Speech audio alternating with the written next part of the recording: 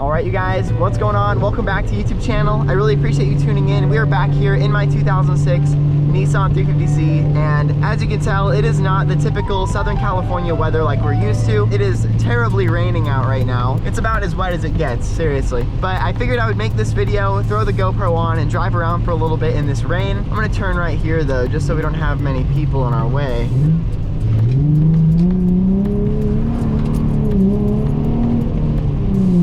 Oh yeah.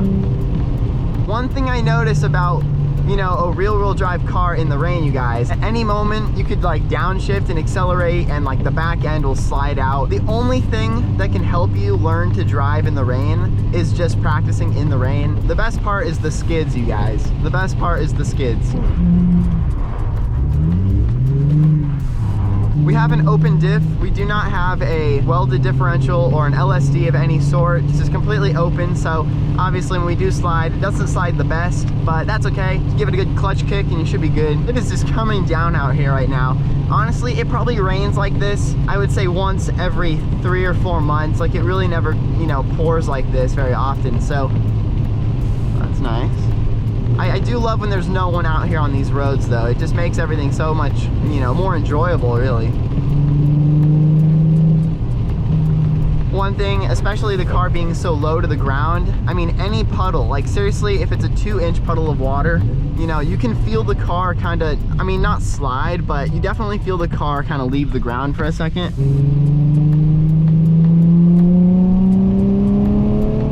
Scariest thing about hydroplaning is like once you hit a huge puddle of water and you start sliding, it's pretty much impossible to stop. So you have to just maneuver the car in a way that out of traffic if you can. The hardest part is you just have no steering. Like your wheels are literally hovering above the water basically. Oh, like right there.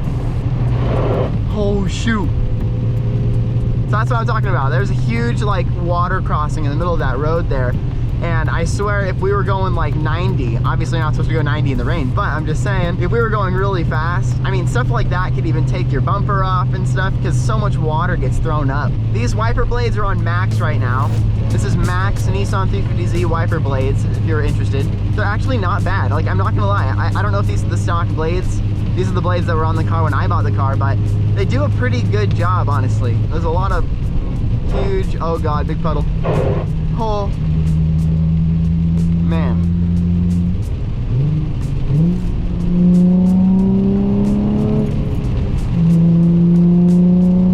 So we're running all season tires right now, and they're actually doing a pretty good job as far as with the rain. I've noticed it's not as easy to, you know, slide around as I thought it was going to be. All right, you guys, so this is like our little neighborhood that we like coming to.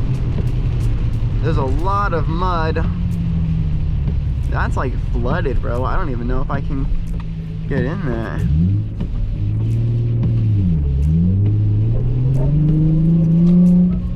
We're good. I mean, that was floored in second and we got traction, so maybe we should flip it around.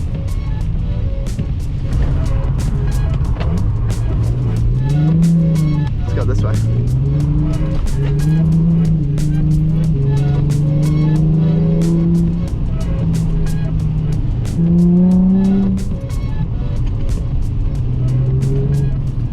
Still pretty grippy. Impressed. So one thing I'm noticing is I wish there was kind of an in-between speed of this speed, right? And the slower one here. Because I feel like this, it takes too much time in between. And it, you know, it like, look at this. What? It's like it's off. But it's just taking a long time in between. So it's either that, okay, so like every 10 seconds, or this, just kind of always on. So I would personally like one speed in between that, but that is an extreme nitpick, you guys. That is like an extreme nitpick. So, I mean, they do a great job. So, no complaining, really.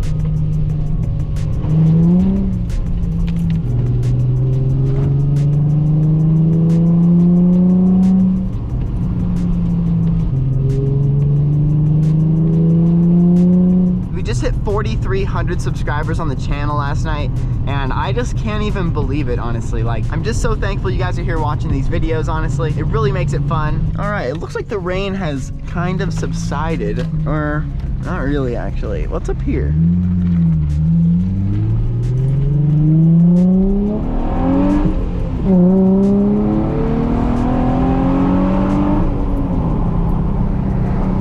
I mean, it's not bad. Like, it's really not. For it being, I mean, as wet as it literally can be out here, the traction is actually really good. I think it depends on your tires, obviously, but should we give it a little hucky?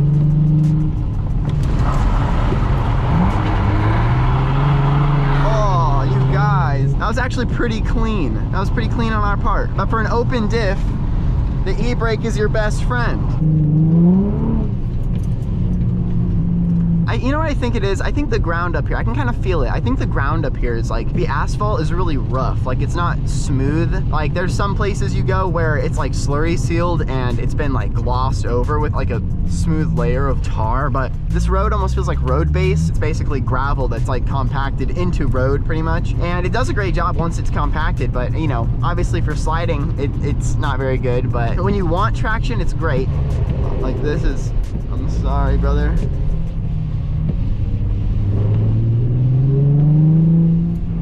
Man, that is like flooded. All right, well, I guess let's turn here.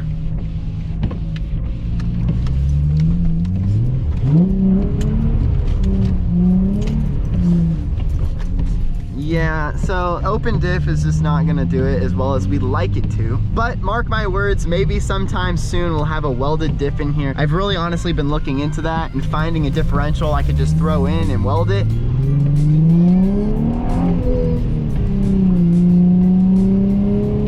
I have like a really hard time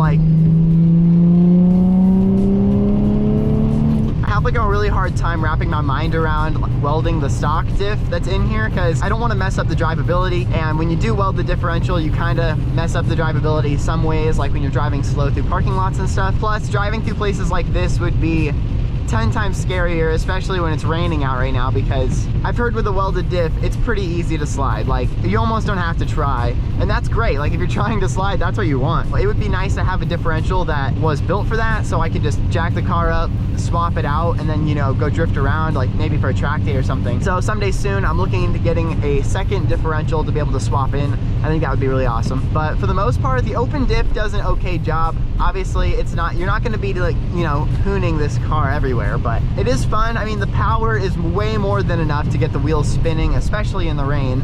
And if you just clutch kick it real quick, I mean, you're definitely going to get the nice, you know, loop all the way back around. Continuing the donuts is where it kind of gets difficult because of the open diff. So that's the only thing I would say is kind of hard about it. That initial, like, if you're trying to do a U-turn, like if you're trying to go back the other way, I mean, there's nothing like swinging wide and yanking the e-brake and just letting the back end just follow it around, you know, like that's the best feeling ever. And I really don't do it often. Like, I only do it in the Miata, and that was actually the first and second time I've ever done it in this car. I just wanted to see how it reacted, and honestly it reacted really well, which is really cool. But the Miata weighs 2,000 pounds or 2,100 pounds, so you pull that e-brake and I mean the car is already sliding across the ground, which is crazy. Next time we do one of these rainy drives, maybe we'll take the Miata out. Let me know if you guys want more Miata content. I can make it happen.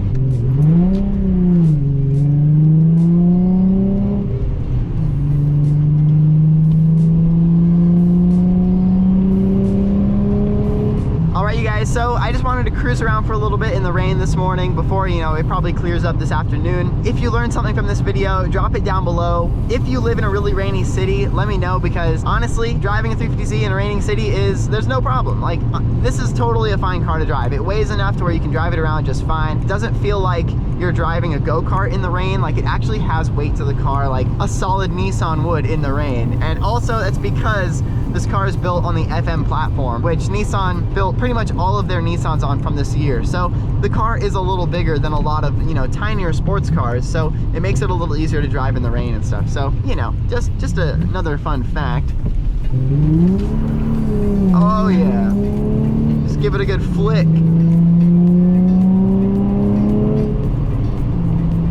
So I hope you guys enjoyed today's video. Drop a thumbs up, leave a comment down below if you have any questions or comments, or if there's any videos you want to see in the future, and I will make it happen for you. Thank you once again so much for tuning in. I just really appreciate you guys being here and spending your time with me. It means more than you know, and I just really appreciate you. I'm probably gonna go put gas in this thing so we don't run out. I really appreciate you guys tuning in once again. Hit the subscribe button if you haven't yet already, and I'll